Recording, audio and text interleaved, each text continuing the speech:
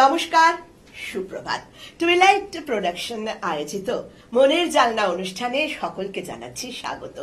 আমি জানি আমাদের এই অনুষ্ঠানটি আপনাদের সকলের মনের মণিকোঠায় কিন্তু জায়গা করে নিয়েছে, এটাই আমাদের প্রাপ্তি। আর আজকেও কিন্তু আমার সঙ্গে রয়েছে বেশ কয়েকজন ছোট ছোট বন্ধু। তাদের মনের কথা শুনবো, তাদের শৈল্পিক সত্তা আপনাদের জানাবো, আর তার সাথে আমাদের মজার আড্ডা তো থাকবেই। তাহলে আসুন বন্ধুরা, শুরু করি আমাদের আজকের টুইলাইট প্রোডাকশন আয়োজিত নিবেদিতা দাস পরিচালিত মনের জানলা অনুষ্ঠানে। Good morning. Good morning ma'am. কোথা থেকে এসেছিস? আমি আমার কোড়া তেঁতুলতলা, ওখান থেকে এসেছি। আচ্ছা, নাম কি বাবু তোর? রুদ্র বৈদ্য। রুদ্র বৈদ্য। রুদ্র শিব? ওরে বাবা, তাহলে কি শিবের মতো রাগি নাকি তুই? না না। আচ্ছা, রুদ্রর কোন ক্লাস? আমার ক্লাস 4। ক্লাস 4। কোন স্কুল রে বাবু? Howrah modern school. Howrah modern school. রুদ্রর পড়াশোনার পাশাপাশি আর কি ভীষণ ভালো লাগে? আমার পড়াশোনার পাশাপাশি আমার আবৃত্তি খুব ভাল লাগে। তাই নাকি? হ্যাঁ। বাহ। আর আর আমার ক্যারাটে আমি শিখি, আমার ক্যারাটে এটা তো শিখতেই হবে, ক্যারাটে শিখতে হয়।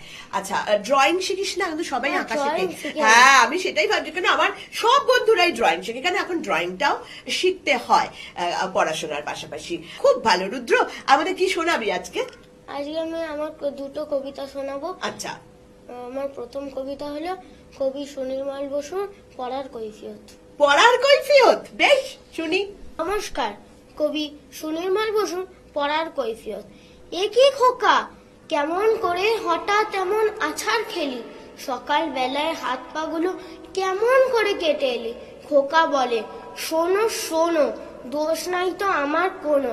সকাল বেলায় পড়তে আমায় বললে তুমি নিজের থেকে, তাই তো আমি গাছের উপর চড়ে লাফিয়ে পড়ি উপর থেকে।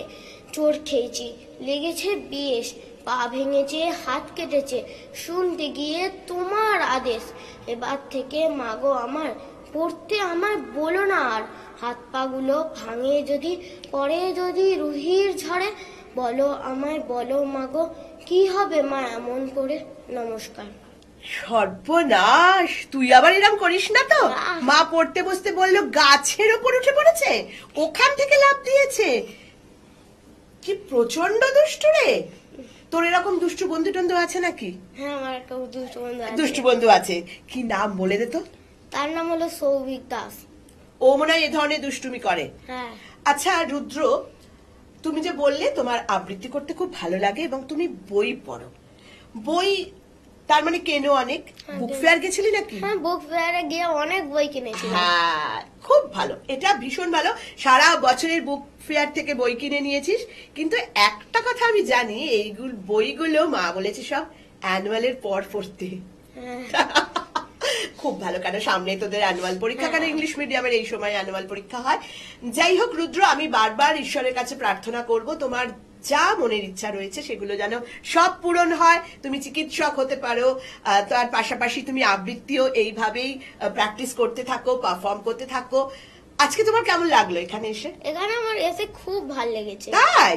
তাহলে সব বন্ধুদের থেকে যেমন জানতে চাই, তোমাকেও জিজ্ঞাসা করি, যদি আমরা তোমাকে পরে আবার আমন্ত্রণ জানাই আমাদের মনের জানলা অনুষ্ঠানে, তুমি আসবে তো? অবশ্যই। আচ্ছা, অনেক ধন্যবাদ। এবার আমাদের কি আবৃত্তি শোনাচ্ছ? এবারে আমার দ্বিতীয় আবৃত্তি হলো কবি আল মাহমুদের পাখির মতো। বেশ, বল। নমস্কার, কবি আল মাহমুদের পাখির মতন। আম্মা বলেন পড়বে শোনা, আব্বা বলেন মন দে, পাঠে আমার মন বসে না, কাঁঠাল চাপার গন্ধে। আমার কেবল ইচ্ছে থাকে নদীর ধারে থাকতে, বকুল ডালে লুকিয়ে থেকে পাখির মতো ডাকতে। সবাই যখন ঘুমিয়ে পড়ে কর্ণফুলির উল্টায়, দুধ ভরা ওই চাঁদের বাটি ফেরেশতারা উল্টায়। তখন কেবল ভাবতে থাকি কেমন করে উড়বো, কেমন করে শহর ছেড়ে সবুজ গায়ে ঘুরবো। তোমরা যখন শিখছো পড়া মানুষ হবার জন্য, আমি না হয় পাখি হব, পাখির মতো বন্য। নমস্কার। বাহ, কি সুন্দর রে কবিতাটা, খুব সুন্দর। আর তুই যখন বলছিলিস না, আমার চোখের সামনে না সব প্রকৃতির দৃশ্যটা ভেসে উঠছিল, ভীষণ ভালো লাগলো। রুদ্র, আমি আবারও প্রার্থনা করি তোমার সব স্বপ্ন পূরণ হোক। রুদ্রর পর আমরা ডেকে নেব আমাদের পরের বন্ধুকে। এসে গেছে আমার নতুন বন্ধু, আসুন তার সাথে একটু আলাপ করে নি। সুপ্রভাত। সুপ্রভাত। তোকে না কি সুন্দর লাগছে রে, Thank- পরীর মতো লাগছে। Thank you ma'am. Thank you ma'am.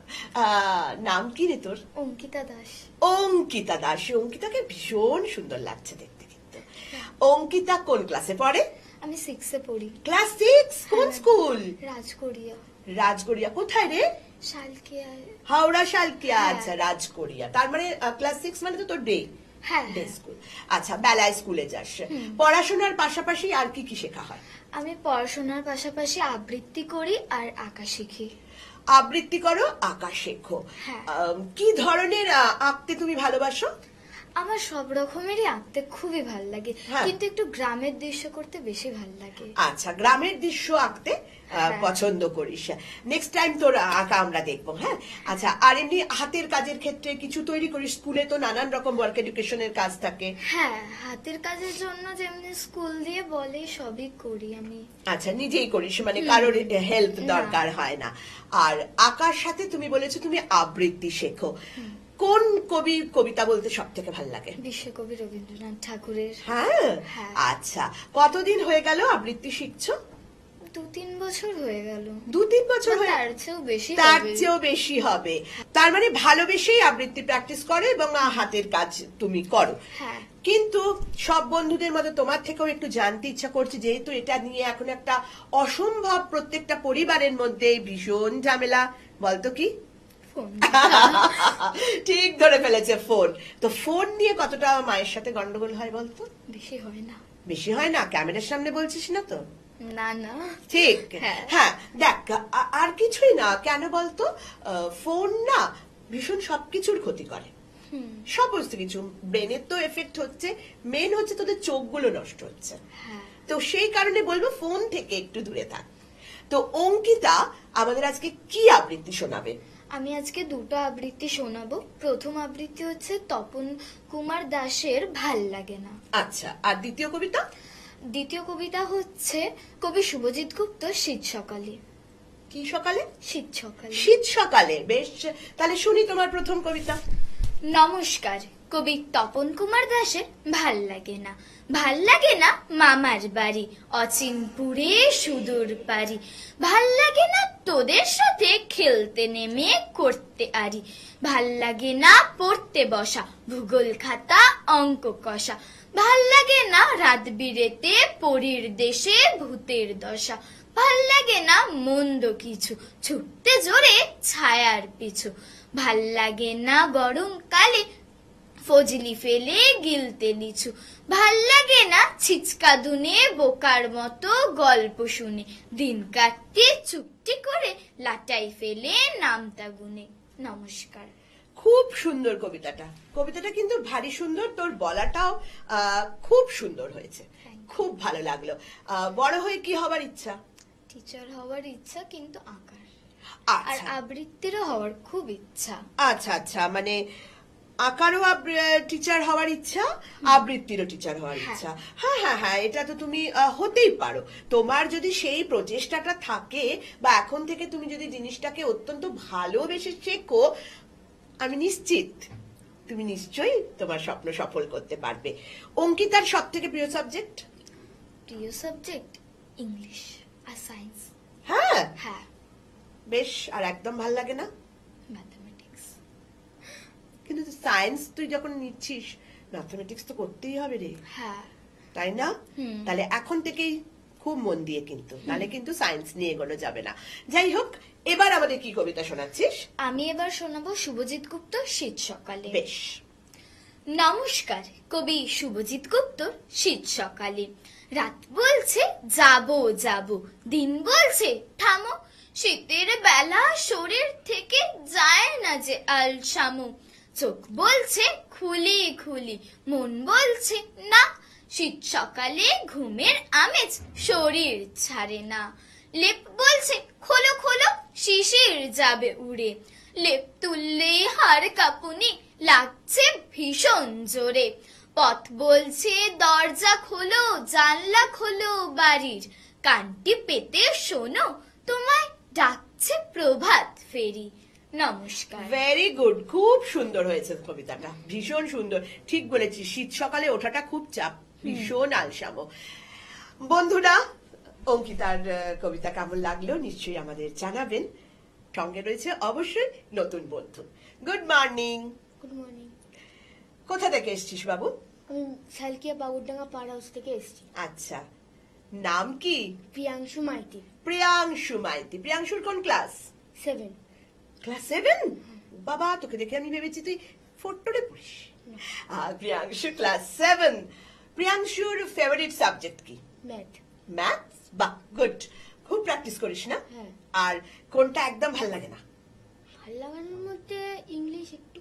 একদম একটু অপছন্দ না? দেখ, এটা তো হতেই পারে, সবার যে আমাদের সব সাবজেক্ট ভালো লাগবে এমন কোনো কথা নেই, একটা তো অপছন্দ থাকবেই। আচ্ছা, প্রিয়াংশুর যখন ম্যাথস এত ভাল লাগে, তাহলে কি ভবিষ্যতে প্রিয়াংশু সায়েন্স নিয়ে পড়াশোনা করতে চায়?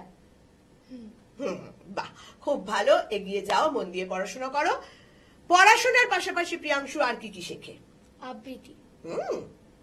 কত ছোটবেলা থেকে শিখছিস? 5 বছর বয়স থেকে আমি আবৃত্তি শিখি। 5 বছর বয়স থেকে আবৃত্তি? বাহ, প্রিয়াংশুর আবৃত্তি খুব ভালো লাগে। হ্যাঁ। তাহলে বুক ফেয়ার গেছিলি নিশ্চয়ই? হ্যাঁ। বই কিনেছিস অনেক? হ্যাঁ, অনেক বই কিনেছি আমি। বইগুলো কি পড়া হবে না আলমারিতে তোলা থাকবে? না, পড়ি আমি প্রতিদিন। পড়ো, কিন্তু পড়ার তো প্রচুর চাপ, সময়টা কখন বার করে নাও? যখন আমার পড়াশোনা সব হয়ে যায় তখন আমি আবৃত্তি পড়ি। কবিতা প্র্যাকটিস করো। বাহ, এটাও কিন্তু আমি ছোট বন্ধুদের বলবো যে শুনলে তো, প্রিয়াংশু দাদা কিন্তু পড়াশোনার ফাঁকে কবিতা প্র্যাকটিস করে। তাহলে প্রিয়াংশু কি ফোন ঘাটে না? এই সত্যি কথা বল। একটু। সুন্দর কথা। হ্যাঁ, একটু দেখ, আমার তাতে আপত্তি নেই, কিন্তু এই যে তোদের মারা যখন আমি শুনি, হ্যাঁ, যে অতিরিক্ত ফোন ঘাটে, এইটা কিন্তু একদম নয়। হ্যাঁ, এটা আমি বারবার বলবো, আমার ছোট বন্ধুদেরও বলবো, যারা টেলিভিশনের পর্দার ওপরে রয়েছে তাদেরও বলবো, চোখটা নষ্ট হয়ে যাবে বাবা, ফোন ঘাটিস না, তার চেয়ে বই পড়, তাতে আমাদের অনেক লাভ হবে। আচ্ছা প্রিয়াংশু, আজ আমাদের কি কি আবৃত্তি শোনাবে? আমি আজকে 2টো আবৃত্তি করে শোনাবো। কি কি শোনাচ্ছিস? ভারতবর্ষ এবং এবার পুজোয়। ভারতবর্ষ এবং এবার পুজোয়। এবার পুজোয়। আচ্ছা বেশ, তাহলে আমরা প্রথমে ভারতবর্ষ কবিতাটাই তোমার কণ্ঠে শুনে নি। চলো। নমস্কার। কবি সমরেন্দ্র সেনগুপ্তর ভারতবর্ষ। ভারতবর্ষ কেবল মানচিত্র নয়, কালির আঁচড়ে বার বিক্ষত করলেও বুকের ভিতরে কোনো ক্ষতের চিহ্ন পড়ে না, শুধুই বদলে যায় তার চারিদিকের প্রসারিত প্রান্তিক রেখাগুলি। বেদের ভারতবর্ষ, পুরাণের ভারতবর্ষ, বুদ্ধের ভারতবর্ষ, অশোকের ভারতবর্ষ, আকবরের ভারতবর্ষ, ক্লাইভের ভারতবর্ষ। স্বাধীন ভারতবর্ষ এক নয়, মানচিত্রে পড়েছে বার কালির দাগ। এরই মধ্যে প্রাগৈতিহাসিক মুকুট মাথায় মৌনী হিমালয়ের মতো দাঁড়িয়ে রয়েছে এক ভারতবর্ষ, জন্মের মুহূর্তে যার বুকে মাথা রেখে কেঁদে উঠেছিলাম। সেই ভারতবর্ষ নয় আজকের এই নদী প্রান্তর খচিত জন্মভূমি। ভারতবর্ষ এক আশ্চর্য বোধ, এক প্রশান্ত অনুভূতি, অনেক মানুষের প্রবহমান পদচারণায় অনুপ্রাণিত এক নির্মল বিবেক। কেবল মানচিত্র নয় এ ভারতবর্ষ। নমস্কার।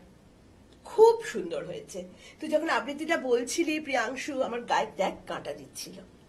খুব সুন্দর হয়েছে, এবং একটা জিনিস প্রমাণিত, প্রিয়াংশু মাইতি যে সত্যি আবৃত্তি ভালোবাসে, ও যে ভালোবেসে আবৃত্তি করে, এটা কিন্তু ওর বলার মধ্যে প্রকাশ পেয়েছে। প্রিয়াংশু, আমার পরের কবিতা শুনি। নমস্কার। কবি সমরেন্দ্র সেনগুপ্তর এবার পুজোয়। টালিগঞ্জে নেই টালি, বালিগঞ্জে বালি, লিখতে লিখতে কাগজ হলো খালি। এবার ছড়া অন্য দিক, দেখাক না যা বাস্তবিক, সেই ছড়া হোক গণ্য গরিব শিশুর জন্য। ছড়িয়ে যাক সেই ছড়ারা শহর এবং দূর গা। মা আসছেন দুর্গা, শরৎ ভোরের পদ্মে ঢাকির দেবী বাদ্যে, জেগে উঠুক হুঁশ। ছড়ার প্রধান বিষয় হলো মানুষ। আনন্দের ছন্দে যেমন দুঃখ থাকে মিশ্রিত, হোক না তোমার মনটি তেমন ফুটপাতেও চিন্তিত। ওই যে উদম সচ্চা গরিব লোকের বাচ্চা, পয়সা পেলে সেও তো কিছু কিনত, তাই তুমি ভাই বলেই ফেলো বাবাকে কিছু একটা কিনেই দিতে তাকে। মানুষ পূজাই শ্রেষ্ঠ পূজা, ধর্মে সেটাই বড়। এবার না হয় সেই পূজাটাই করো। নমস্কার। বাহ, খুব সুন্দর কথা বলেছিস, মানুষ পূজাই শ্রেষ্ঠ। তাহলে প্রিয়াংশু, শুধু কবিতা বললে তা নয়, কিন্তু তুমি কিন্তু এই কথাটাও মাথায় রেখো। হ্যাঁ, তাহলে প্রিয়াংশুর ভালো লাগলো হ্যাঁ। আবৃত্তি পাঠ করে? অনেক ধন্যবাদ। তাহলে বন্ধুরা, আমার পরের বন্ধুকে এবার সঙ্গে নিয়ে আসি। সঙ্গে পেয়ে গেছি আমার নতুন বন্ধুকে। আসুন তার সাথে একটু আপনাদেরকে আলাপ করিয়ে দিই। সুপ্রভাত। সুপ্রভাত। তোমার নাম কি? আমার নাম হলো উর্নিশা দাস। উর্নিশা। উর্নিশা মানে কি? সৌর্যের প্রতীক। বাহ, আর একেবারে সকালবেলায় কিন্তু তুমি আমাদের সঙ্গে রয়েছো। উর্নিশার কোন ক্লাস? ক্লাস 8। ক্লাস 8। কোন স্কুল? আমি পড়ি Ramakrishna Sarada mission sister Nivedita girls স্কুলে। বাপরে, একটা জিনিস তো বুঝতেই পারছি, উর্নিশার ভীষণ পড়ার চাপ। পড়ার পাশাপাশি উর্নিশা আর কি কি শেখে? পড়ার পাশাপাশি আমি শিখি, আবৃত্তি শিখি আর বেহালা বাজানো, এই দুটো জিনিস শিখি। বেহালা বাজানো শিখছো? বাহ, ভীষণ ভালো। আবৃত্তি কবে থেকে শিখছো? আবৃত্তি শিখি আমি ক্লাস 5 থেকে। ও বাবা, তার মানে বেশ অনেক দিন হয়ে গেল। আর বেহালা? বেহালাটা মানে আমি ক্লাস 7 এর মাঝের দিকে বন্ধুদেরকে দেখে খুব ইচ্ছা হয়েছিল যে আচ্ছা। আমিও একটা কোনো ইনস্ট্রুমেন্ট বাজাবো। আচ্ছা তখন আমি আমার মাকে বলি এবং 7 এর মাঝামাঝি সময় থেকেই শুরু হয় আমার এরকম। আচ্ছা আচ্ছা। পড়ার তো প্রচন্ড চাপ, প্র্যাকটিস করার সময় কখন পাও আবৃত্তি, বেহালা? এটা একদম যখন পড়া শেষ হয়ে যায়, একদম যখন মানে রাতের দিকে হয়ে যায়, তখন আমি বেহালা বাজিয়ে মানে কিছুক্ষণ সময় একটু আবৃত্তিটা মানে অভ্যাস করি। আচ্ছা, উর্নিশার প্রিয় কবি? প্রিয় কবি হচ্ছে কিশোর কবি সুকান্ত ভট্টাচার্য। আচ্ছা, কিশোর কবি সুকান্ত ভট্টাচার্য তোমার প্রিয় কবি। বড় হয়ে কি হবার ইচ্ছা? বড় হয়ে একজন আইএএস অফিসার হওয়ার ইচ্ছা আছে। বেশ, আমাদের অনেক শুভকামনা তোমার জন্য। তোমার স্বপ্ন যেন অবশ্যই পূরণ হয়। উর্নিশা, প্রিয় সাবজেক্ট কি? প্রিয় সাবজেক্ট সব থেকে বেশি আমার ভালো লাগে জিওগ্রাফি আর কম্পিউটার, এই দুটো সাবজেক্ট। আচ্ছা, আর পাশাপাশি ম্যাথটাও ভালো লাগে, কিন্তু আমার জিওগ্রাফি আর কম্পিউটারটা একদম মানে সব থেকে বেশি ভালো লাগে। ভীষণ ভালো ভীষণ লাগে। ভালো লাগে। তার মানে জিওগ্রাফি, কম্পিউটারের নাম্বারটাও খুব ভালো আসে না? হ্যাঁ, আর কোন সাবজেক্টটা নিয়ে মা ভীষণ খিচখিচ করে? একদম হিস্ট্রি আর বেঙ্গলি। হিস্ট্রি আর বেঙ্গলি একদম না, আর মা খুব খিচখিচ করে। হ্যাঁ, আচ্ছা। আমার মানে হিস্ট্রি পড়তে একদমই ভালো লাগে না। আর যে বিষয়টা নিয়ে আমি সব বন্ধুদের সাথে একটু গল্প করি, আমার ক্যামেরার উপরে যে বন্ধুরা রয়েছে, আমি ওদেরকেও মেসেজ দেওয়ার চেষ্টা করি তোমাদের মাধ্যমে, ফোন নিয়ে কতটা সময় কাটানো হয়? ফোন নিয়ে এখন যেহেতু মানে ক্লাস 8 হয়ে গেছে, তো অনেক টিউশনে তো যেতে গেলে তো সারাদিন তো টিউশনেই চলে যাবে। হ্যাঁ। ওই জন্য কয়েকটা আমাকে অনলাইনে মানে Class, অনলাইন ক্লাস করতে হবে, সেই দিক থেকে আমাকে ফোনটা ইউজ করতে হয়। এবার কি তার জন্য আমার মানে চোখে মানে একদম হাই পাওয়ার চলে এসেছে, আমার একদম চোখের ভীষণ সমস্যা। শুনলে তো ছোট্ট বন্ধুরা, উর্নিশা দিদির কিন্তু চোখে পাওয়ার এসে গেছে। প্রচন্ড পড়াশোনা করতে হয় এবং অনলাইন ক্লাসেস। হ্যাঁ, তো সুতরাং অনলাইন ক্লাসেস যখন তোমাদের করতেই হবে, এটা করতেই হবে। বাদ বাকি কিন্তু ফোনে গেম খেলা একদম নয়, তাই তো উর্নিশা? উর্নিশা কি শোনাচ্ছে আজ আমাদের? আজকে আমি শোনাচ্ছি আমারই প্রিয় কবি কিশোর কবি সুকান্ত ভট্টাচার্যের কলম আর চন্দ্রনাথের চিঠি বলে একটা কবিতা। আগে কলম শুনি তাহলে। বেশ, বলো। নমস্কার। কিশোর কবি সুকান্ত ভট্টাচার্যের কলম। কলম, তুমি কত না যুগ কত না কাল ধরে অক্ষরে অক্ষরে গিয়েছো শুধু ক্লান্তিহীন কাহিনী শুরু করে। কলম, তুমি কাহিনী লেখো, তোমার কাহিনী কি দুঃখে জ্বলে তলোয়ারের মতন ঝিকিমিকি? কলম, তুমি শুধু বারংবার আনত করে ক্লান্ত ঘাড় গিয়েছো লিখে স্বপ্ন আর পুরনো কত কথা, সাহিত্যের দাসত্বের ক্ষুধিত বশ্যতা, ভগ্ন নিব রুগ্ন দেহ জলের মতো কালি। কলম, তুমি নিরাপরাধ, তবুও গালাগালি খেয়েছো আর শুয়েছো কত লেখকদের ঘৃণা। কলম, তুমি চেষ্টা করো, দাঁড়াতে পারো কিনা। কলম, তুমি কত ইতিহাস গিয়েছো লিখে লিখে লিখে শুধু ছড়িয়ে দিয়েছো চতুর্দিকে, তবু ইতিহাস মূল্য দেবে না, এতটুকু কোন দেবে না তোমায়। যেন ইতিহাস বড়ই কৃপণ, কত লাঞ্ছনা খাটুনি গিয়েছে লেখকের হাতে, ঘুমহীন চোখে অবিশ্রান্ত অজস্র রাতে। তোমার গোপন অশ্রু তাই তো ফসল ফলায় বহু সাহিত্যের বহু কাব্যের বুকের তলায়। তবু দেখো বোধ নেই লেখকের কৃতজ্ঞতা। কেন চলবে প্রভুর খেয়ালে লিখবে কথা? হে কলম হে লেখনী, আর কতদিন ঘর্ষণে ঘর্ষণে হবে ক্ষীণ? আর কত মৌন মুখ শব্দহীন বিধান্বিত মুখে কালের কলঙ্ক চিহ্ন রেখে দেবে মুখে? আর কত আর কাটবে দুঃসহ দিন দুর্বার লজ্জার? এ দাসত্ব ঘুচে যাক, এ কলঙ্ক মুছে যাক আজ। কাজ করো কাজ। মজুর দেখনি তুমি? হে কলম দেখনি বেকার? বিদ্রোহ দেখনি তুমি? রক্তে কিছু পাওনি শেখার? কত না শতাব্দী যুগ থেকে তুমি আজও আছো দাস। প্রত্যেক লেখায় শুনি কেবল তোমার দীর্ঘশ্বাস। দিন নেই রাত্রি নেই শ্রান্তিহীন নেই কোনো ছুটি। একটু অবাধ্য হলে তখনই ভ্রুকুটি। এমনি করেই কাটে দূর ভাগা তোমার 12 মাস। কয়েকটি পয়সায় কেনা কলম তুমি কৃতদাস। তাই যত লেখো তত পরিশ্রম এসে হয় জড়ো। কলম বিদ্রোহ আজ, দল বেঁধে ধর্মঘট করো। লেখক স্তম্ভিত হোক, কেরানিরা ছেড়ে দিক হাঁপ। মহাজনী বন্ধ হোক মজুতের পাপ। উদ্বেগ আকুল হোক প্রিয়া যত দূর দূর দেশে। কলম বিদ্রোহ আজ, ধর্মঘট হোক অবশেষে। আর কালো কালি নয়, রক্তে আজ ইতিহাস লিখে দেওয়ালে দেওয়ালে এঁটে। হে কলম আনো দিকে দিকে। নমস্কার। অপূর্ব সুন্দর, খুব সুন্দর বলেছ। কবিতা শুনতে শুনতে মনে হচ্ছিল কিশোর কবি কতগুলো জিনিস আমাদের চোখে আঙুল দিয়ে দেখিয়ে দিয়েছে। আমরা কিন্তু এগুলো ভেবেছি? সিগারেট, দেশলাই কাঠি, আরো কত কি চোখে আঙুল দিয়ে কবি দেখিয়ে দিয়েছেন যে এই সমস্ত জিনিসের গুরুত্ব আমাদের প্রত্যেকের জীবনে, এবং তাদের অবহেলা করলেও কি সাংঘাতিক ঘটনা ঘটতে পারে। উর্নিশা, তোমার কণ্ঠে কিশোর কবির এই কবিতা অপূর্ব সুন্দর রূপ পেয়েছে। তুমি আরো সুন্দর সুন্দর কবিতা আবৃত্তি করো, এবং তোমার যখন কিশোর কবি পছন্দ, তার মানে তুমি দেশলাই কাঠি, সিগারেট এগুলো সমস্ত করেছো। আগামী দিনে আমরা কিন্তু এই অনুষ্ঠানে তোমার কণ্ঠে এই কবিতাগুলো শুনবো। কেমন লাগছে আমাদের অনুষ্ঠান? মানে এখানে এসে কবিতা বলতে পেরে আমার সত্যিই খুব ভালো লাগছে। সত্যি? তাহলে আবার যদি কখনো তোমাকে আমরা আমন্ত্রণ জানাই, তাহলে কি আমরা পাবো তোমাকে? অবশ্যই শুনতে পাবো তোমার কণ্ঠে তোমার কবিতা। বেশ। উর্নিশা ছোট ছোট বাচ্চাদের খুব ভালোবাসে শুনেছি, এবং তুমি যে স্কুলে পড়াশোনা করছো, তোমাদের বিদ্যালয় সম্বন্ধে একটু বলো আমাদের।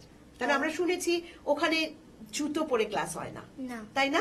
একটু বলো আমাদের।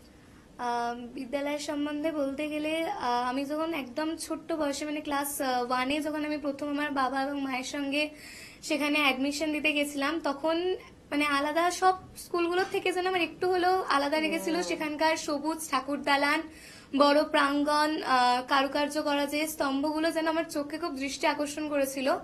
তো সেই সময় আমি দেখেছিলাম যে সবুজ ঠাকুর দালানের মাঝখানে একজন মায়ের মূর্তি, সেখানে শ্রী রামকৃষ্ণ দেব, ভগিনী নিবেদিতা, বিবেকানন্দ, সুধীরাদি, খ্রিস্টিন সবার মূর্তি রাখা আছে। তো আমার সেটা দেখে খুব ইচ্ছা হয়েছিল যে আমিও যদি এই স্কুলে পড়ার সুযোগ পাই এবং মায়ের সান্নিধ্যে থাকতে পারি, তো আমি তার জন্য খুবই আনন্দিত হতে পারবো। 100 বার এবং গৌরবান্বিতও বটে।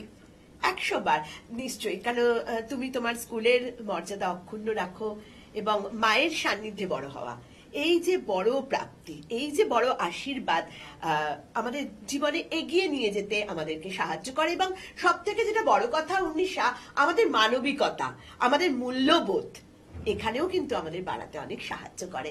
উর্নিশা, তোমার পরের কবিতা। নমস্কার। কবি চন্দননাথের চিঠি। লিখবো যে কি ভাবছি যখন সামনে খুলে খাতা, জানলা দিয়ে আসলো রে ছোট্ট ছড়া পাতা। শুকনো পাতায় কেবল কি সে অন্য কিছু নাকি?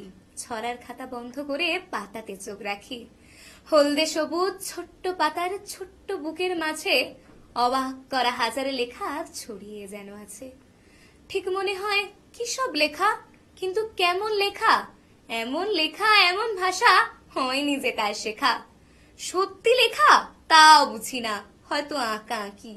আঁকলো তাকে খুশির ভোরের মিষ্টি কোনো পাখি? আঁকলো তাকে সাঁঝের আকাশ দোদুল দোলা ফুল? তাই বুঝি ওর হাত কেঁপেছে লেখায় রেখায় ভুল। আজকে না হয় সব অচেনা, চিনব না কি আর, জানবো ঠিকই এই লেখাটা এই আঁকাটা কার। ছড়ার খাতায় যত্নে রাখি শুকনো পাতাটাকে, জানতে হবেই এই চিঠিটা কে লিখেছে কাকে। চমৎকার চমৎকার, ভীষণ ভালো লাগলো। উর্নিশা, তোমার জীবন খুব সুন্দর হোক, তোমার প্রতিটি স্বপ্ন সফল হোক, আমরা এই কামনাই করি। তবে বন্ধুরা, আজ কিন্তু আমাদের আর একদম সময় নেই। টুইলাইট প্রোডাকশন নিবেদিত, চ্যানেল ভিশন প্রযোজিত মনের জানলা অনুষ্ঠান থেকে আজকে আমরা বিদায় নিচ্ছি। কথা দিচ্ছি আগামী দিন এইরকমই আকর্ষণীয় বন্ধুদের সঙ্গে নিয়ে চলে আসব আপনাদের সামনে, তুলে ধরবো তাদের শৈল্পিক সত্তাকে। আজকের মতন আমাদের বিদায় দিন, নমস্কার।